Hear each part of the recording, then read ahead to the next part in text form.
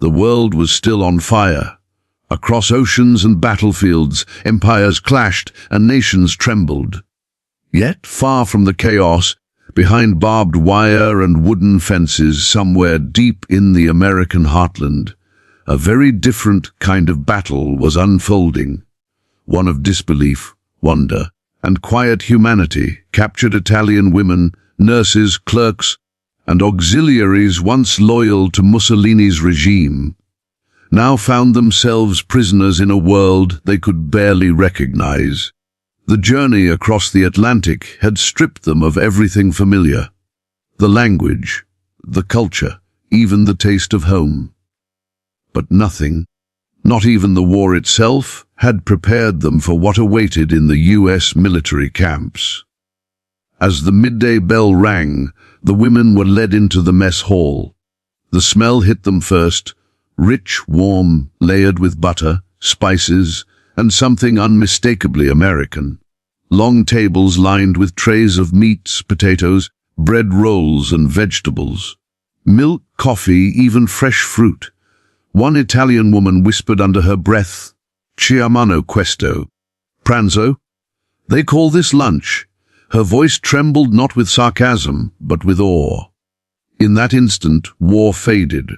Hunger gave way to astonishment, and in a single meal, the prisoners began to realize how vastly different life could be beyond the iron fences. The first days in the American camps felt surreal to the Italian women. After the chaos of capture and the long, nerve-wracking journey across the Atlantic, they had imagined barbed wire mud and cold rations, the kind of life that mirrored the propaganda stories they'd heard about Allied brutality. But when the trucks rolled to a stop and the women stepped out, the air was startlingly clean. Rows of white painted barracks stretched under a wide, endless American sky. The sun was sharp, the grass neatly trimmed, the fences high but not cruel, and beyond the gates, the faint smell of baking bread drifted through the air. It was the first time in months they had smelled something that wasn't fear or smoke. Most of the Italian women were young. Nurses, clerks, signal operators, all drafted into the war by circumstance rather than choice. They had grown up on olive oil, thin pasta soups, and rationed bread. Back home, food had become a shadow of what it once was. The war had taken everything: flavor, comfort, the rhythm of meals shared with family. Now, standing in neat lines in an American camp, they looked at the organized world around them with quiet confusion. The guards didn't yell. The officers spoke through translators. Even the dogs were calm, obedient. There was no stench of decay, no piles of refuse, no hunger etched into every face. It was unsettlingly peaceful. That first morning, the camp commander had addressed them through an interpreter, a tall woman with a crisp accent. "You are prisoners of war," she had said, "but you will be treated with fairness. You will work, you will learn, and you will eat." The last word caught their attention: eat. It was strange to hear it emphasized, as if it meant something more here.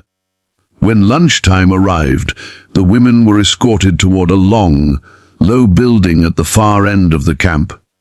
It looked like a school cafeteria, not a military facility. Windows lined the walls, letting in sunlight that bounced off polished wooden floors.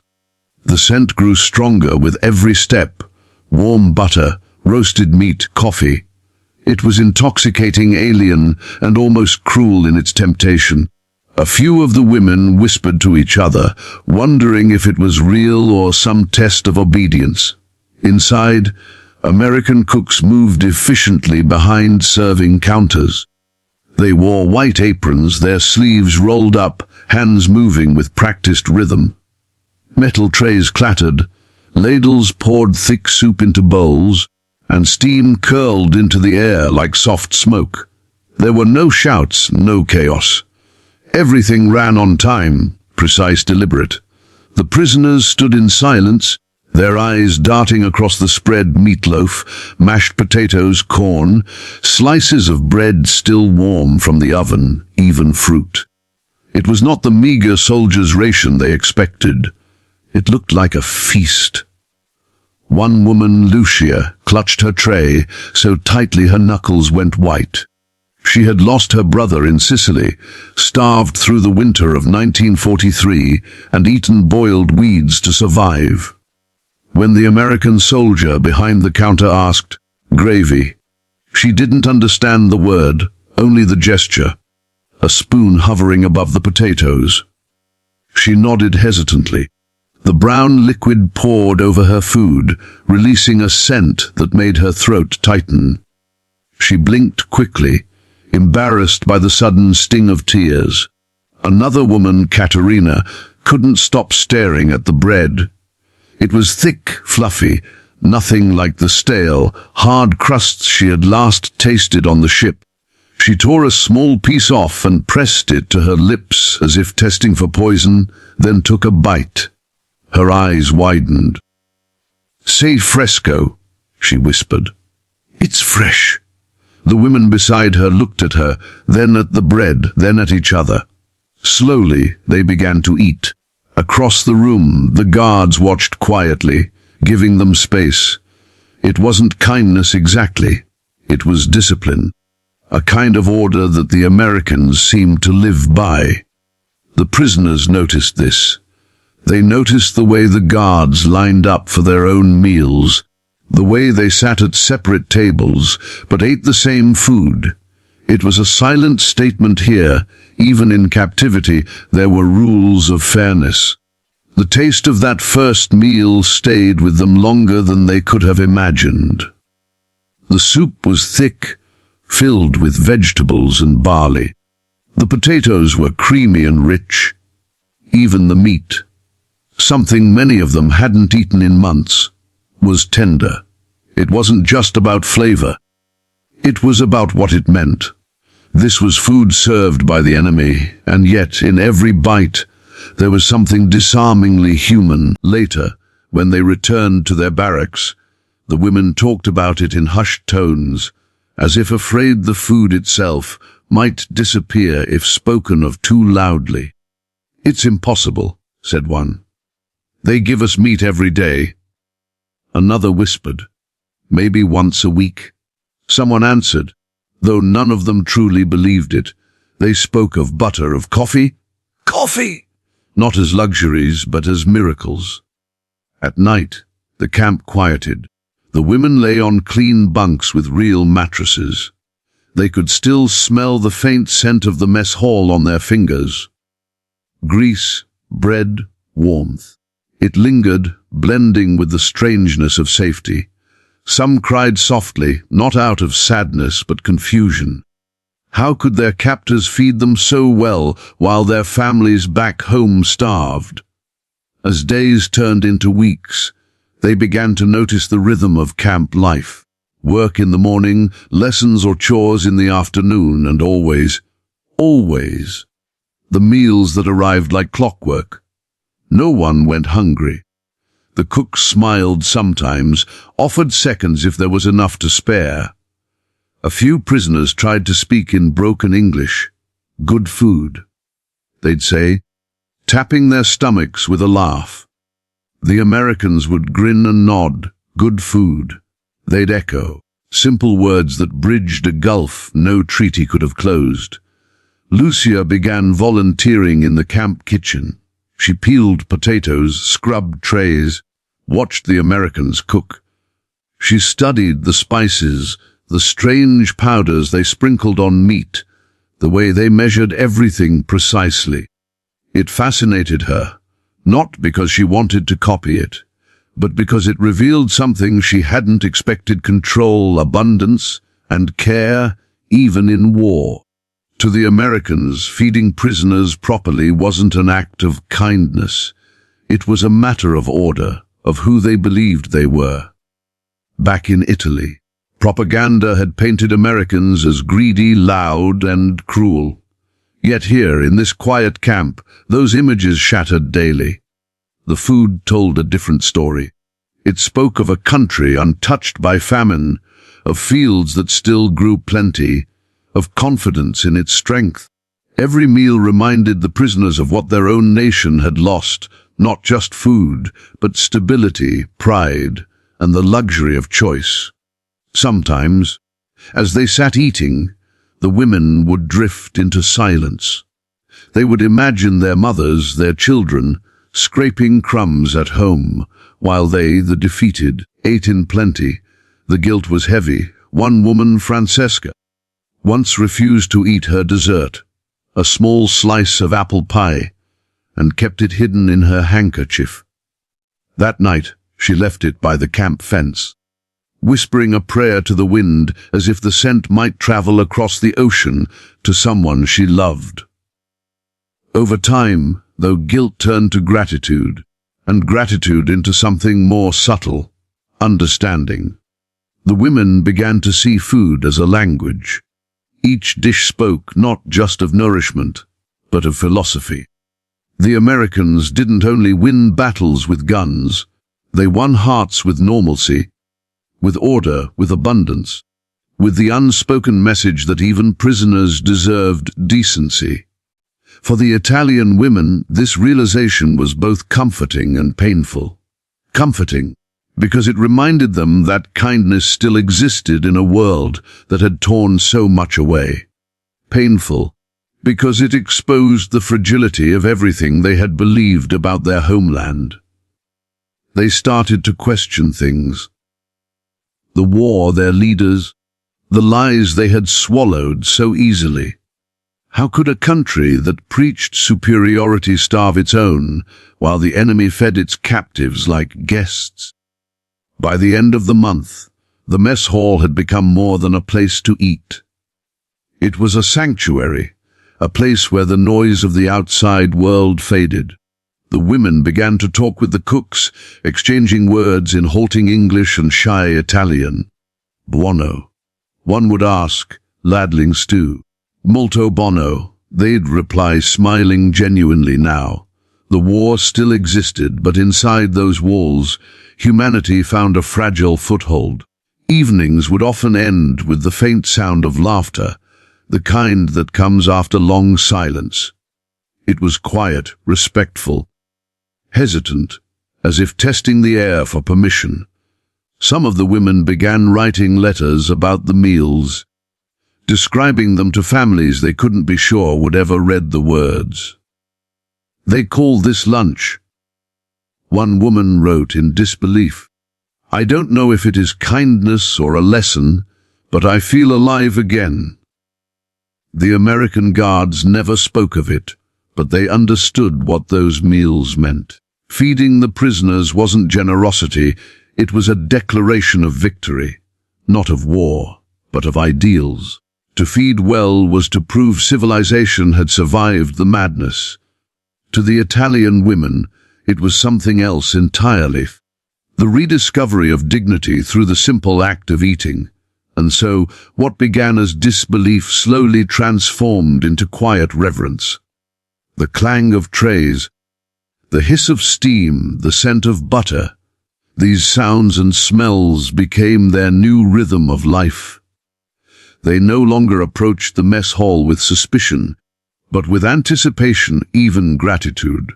For in every plate of food, they found a strange and unexpected truth. Sometimes, the greatest act of power is mercy. When the Italian women finally sat to eat, the room fell into an uncanny silence, the kind that follows disbelief. The air was thick with steam and the faint, comforting scent of butter. The clatter of trays quieted as each woman stared at what lay before her. The long tables were lined with plates that shimmered under the golden light streaming from the overhead lamps. For a moment, no one moved. Forks hovered midair, eyes darted, and hearts thudded with the strange mixture of hunger, fear, and astonishment. They had expected prison food, tasteless gruel, watery soup, and hard crusts of bread. Instead, they found themselves facing trays that looked like something from a forgotten dream. There were slices of roasted meat, their juices glistening under thin layers of gravy. There were mashed potatoes, smooth and creamy, alongside buttered corn and warm bread that smelled of home. Some women stared at the food as if it might vanish the moment they blinked. Others whispered prayers under their breath, unsure whether this meal was a gift or a test. The hum of the mess hall returned slowly, the scrape of metal chairs against the wooden floor blending with the gentle murmur of disbelief. Lucia, who had spent nights on the deck of a ship with nothing but watery soup, sat frozen before her plate. She looked around, watching the other women hesitate, waiting for someone brave enough to begin. Then, from across the table, Katerina lifted her fork. Her hand trembled slightly as she speared a piece of potato, dipped it in the brown gravy, and brought it to her lips. The taste hit her like a wave, rich, savory, unfamiliar. She froze, her eyes wide. Then, almost imperceptibly, the corners of her mouth lifted. She whispered a single word in Italian, buono. The others followed. Tentative at first, then faster, hungrier. The sound of forks against trays filled the room. No one spoke for several minutes. Only the quiet rhythm of eating, of rediscovery. Some chewed slowly, eyes closed, as if trying to memorize the moment. Others took small bites, glancing up now and then, still unsure if this was truly permitted.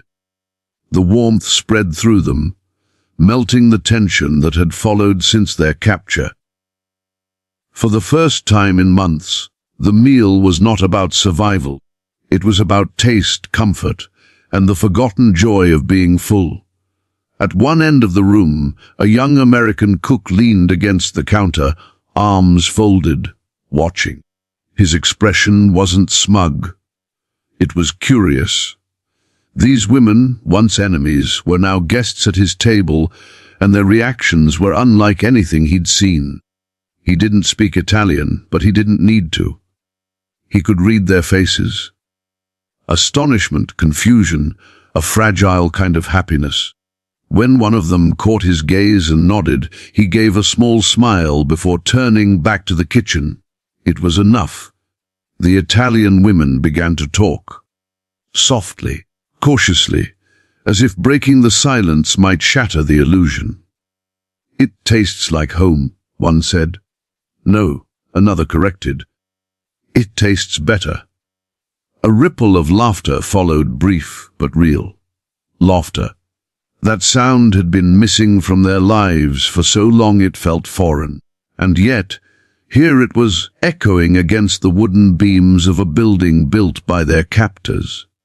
Some of the women compared the meal to what they remembered back home.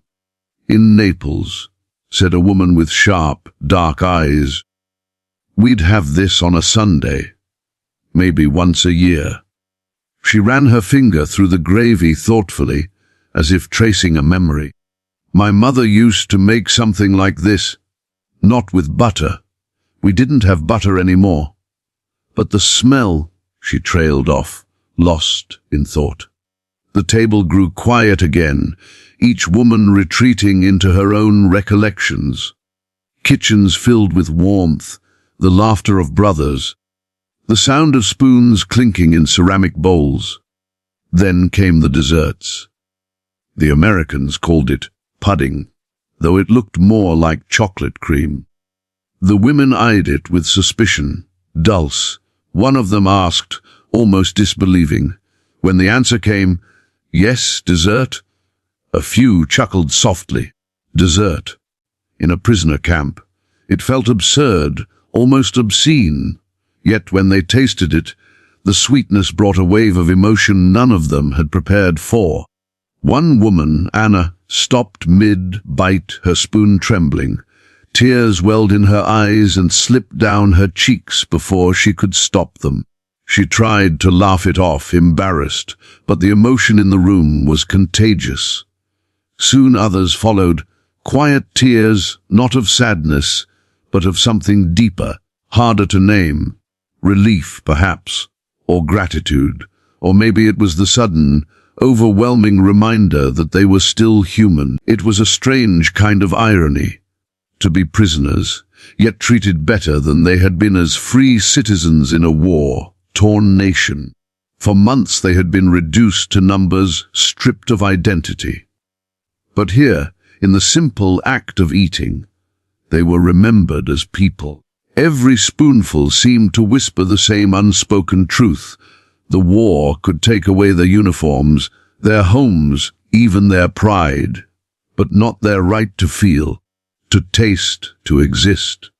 After that first meal, the women lingered at the tables longer than they should have.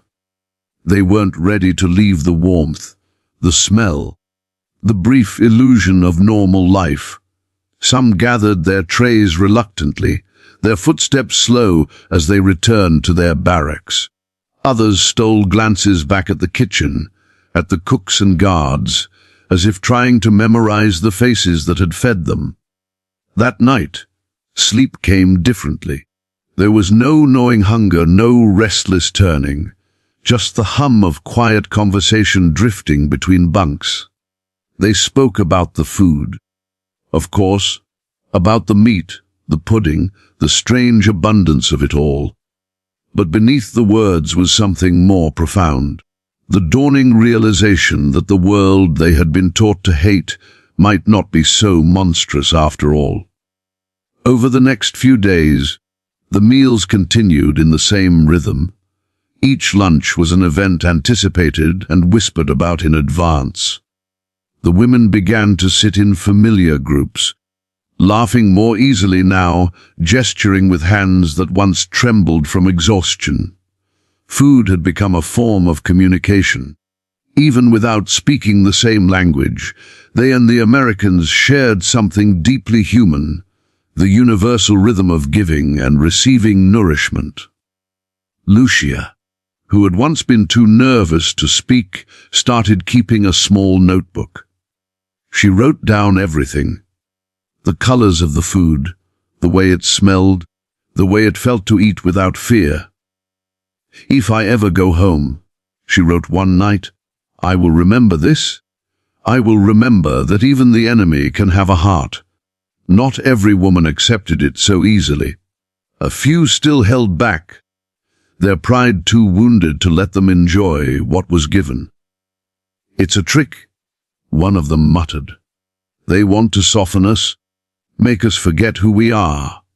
But even she, on the third day, was seen taking an extra roll of bread, hiding it beneath her napkin.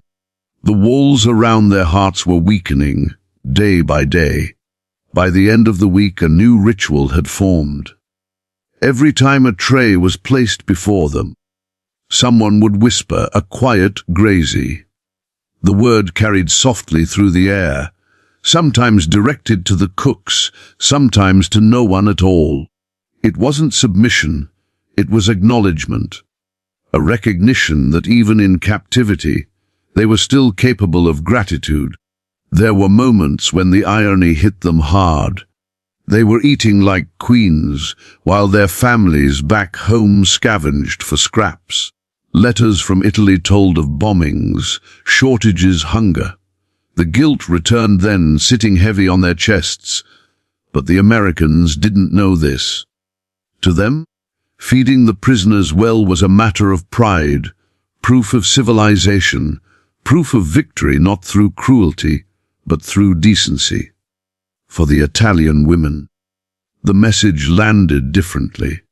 Each meal chipped away at their certainty about the world.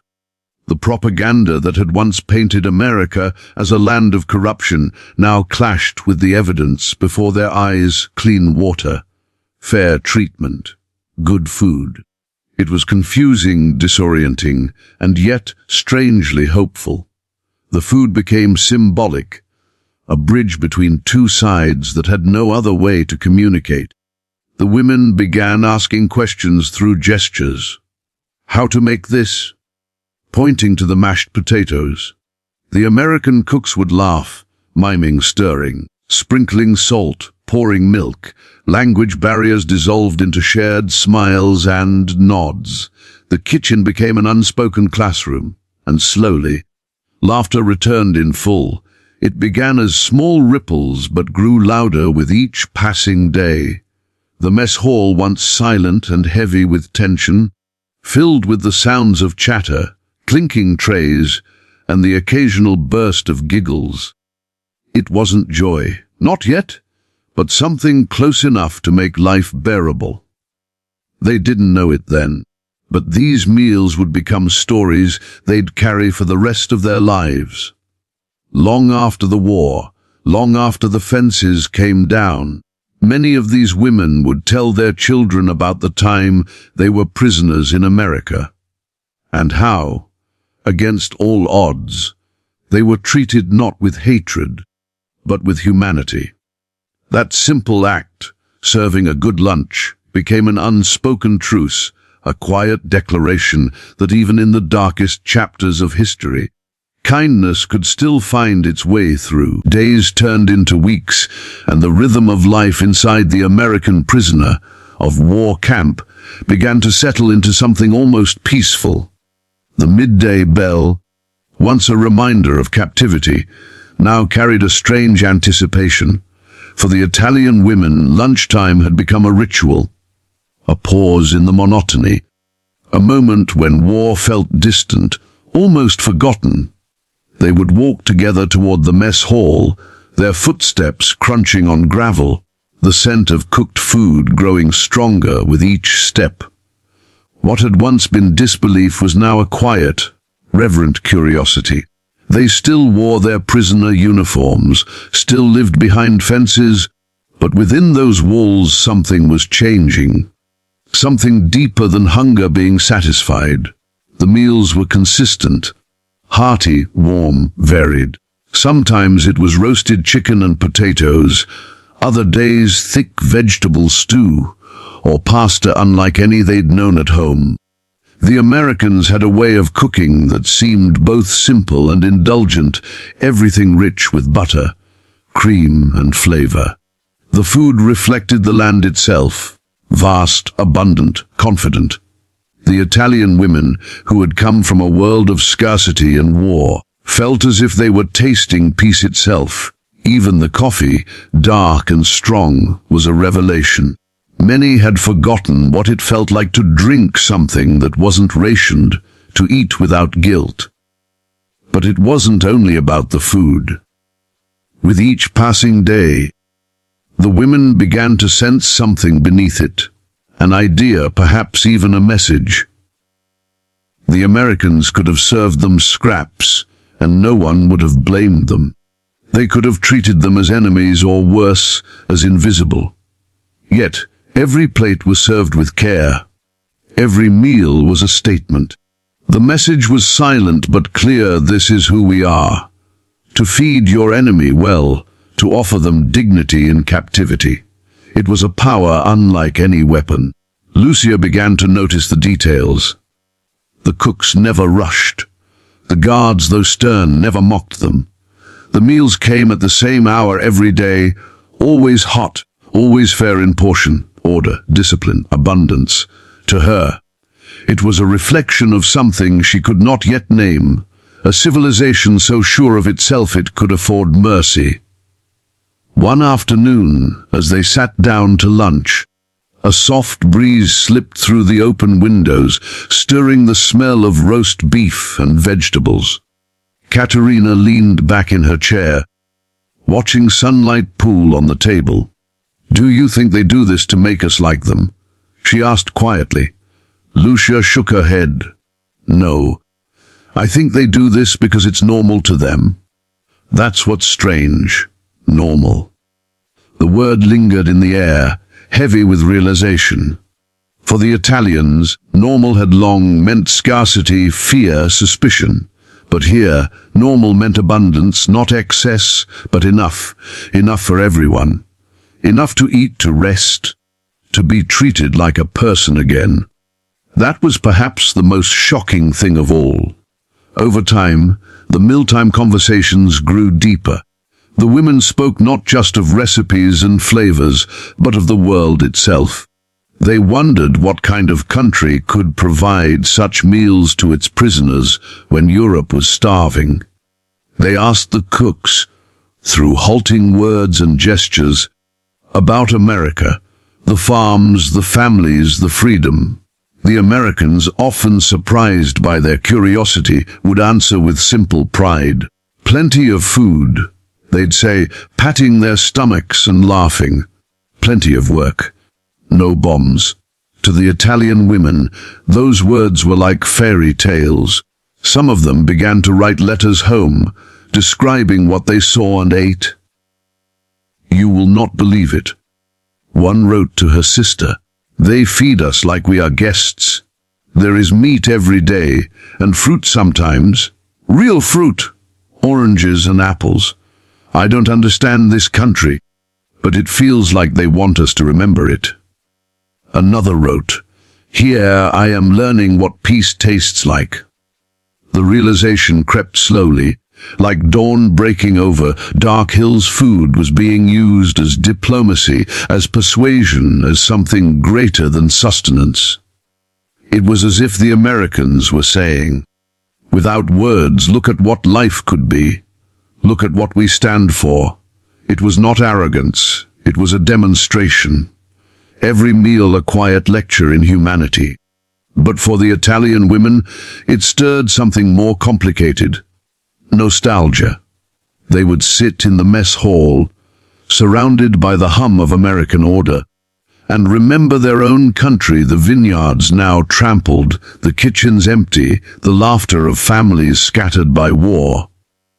The contrast was unbearable at times. They had been told they fought for pride, for the honor of Italy. Now they wondered if pride had been worth starvation. Julia, one of the older prisoners, often sat at the edge of the table, her hands folded, her food untouched for long minutes. "I keep thinking," she said one afternoon, "how strange it is to be fed by those we were taught to hate. And yet, they treat us like people. It makes me wonder. Maybe hate is a luxury for those who have never eaten together." Her words lingered. The others nodded silently, because in that room, with the clatter of trays and the soft hum of conversation, something had changed within them. They were no longer merely prisoners. They were witnesses to a different kind of power. The power of empathy, of decency, even toward one's enemy. Some nights, after the lamps were turned low, the women would share scraps of bread or fruit saved from lunch. It wasn't greed. It was ritual. A gesture of care, of remembrance. They'd split pieces evenly, making sure no one went without.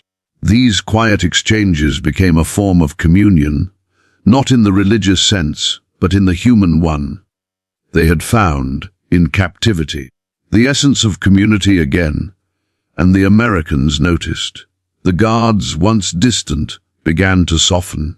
They greeted the women in broken Italian. "Buongiorno." "Come stai." The women would reply with shy laughter, correcting pronunciation, teaching them new words. The walls between them didn't fall. They simply became transparent. Food became the bridge between two worlds. Through it, both sides glimpsed each other's humanity.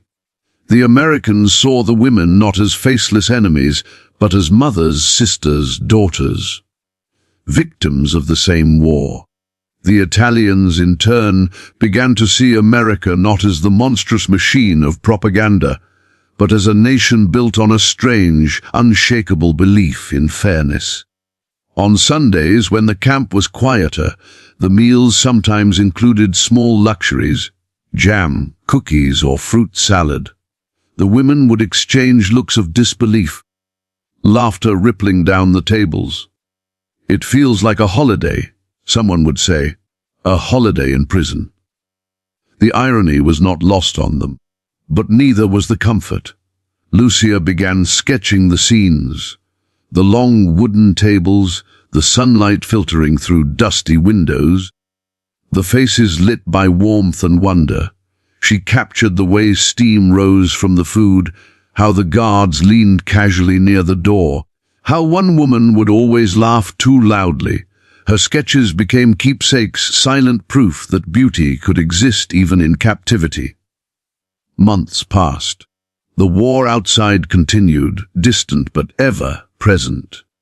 The women followed news through whispers and letters, but inside the camp, the meals anchored them to something stable. Each one was a reminder that even in times of chaos, decency could prevail. There were moments, though, when guilt returned sharply. During one meal, as the women bit into slices of roast chicken, a radio played faintly in the background, news of bombings in Europe, of hunger in Naples and Florence. The women fell silent. Forks stopped midair. Someone whispered, "Our families," and the room grew heavy. That day, many could not finish their plates.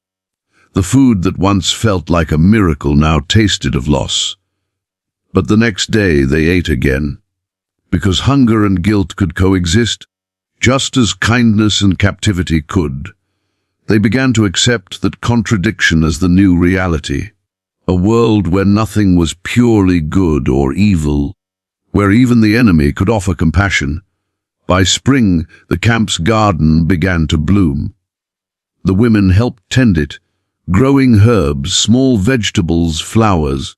The Americans encouraged it, supplying tools and seeds. It gave the women purpose, and when those vegetables appeared later in their meals, they felt a sense of ownership. They had helped create something, not destruction, not death, but nourishment. One evening, near sunset, the women sat outside after dinner. The air was warm, the skies streaked with orange and pink. Someone began humming an Italian lullaby, soft and slow. Others joined in, their voices weaving through the fading light. A few American guards stood nearby, listening quietly. When the song ended, there was no applause, just silence. The good kind, the kind that means understanding, has passed between people without a single word spoken. In those moments, the women realized that captivity had given them something unexpected, perspective. They saw the world not as lines on a map, not as flags or nations, but as a place filled with ordinary people simply trying to live, to eat, to survive. The food they were given had not only nourished their bodies, it had healed something deeper. And so, when the war finally ended, and the time came to return home, many of them looked back at the camp with a strange, reluctant gratitude. They would leave behind the fences and the guards, but they would also leave behind the place where they rediscovered their humanity. For years afterward, when they spoke of their time in America, they didn't talk much about the fear or the confinement. They talked about the food, the meals that changed them. They told their children, even in war, kindness exists, and they would describe the smell of butter, the warmth of bread, the taste of mashed potatoes, and the laughter that echoed through that wooden hall. Because in the end, that was what remained. Not the fences, not the uniforms, but the memory of being treated as human in a world that had forgotten what humanity meant.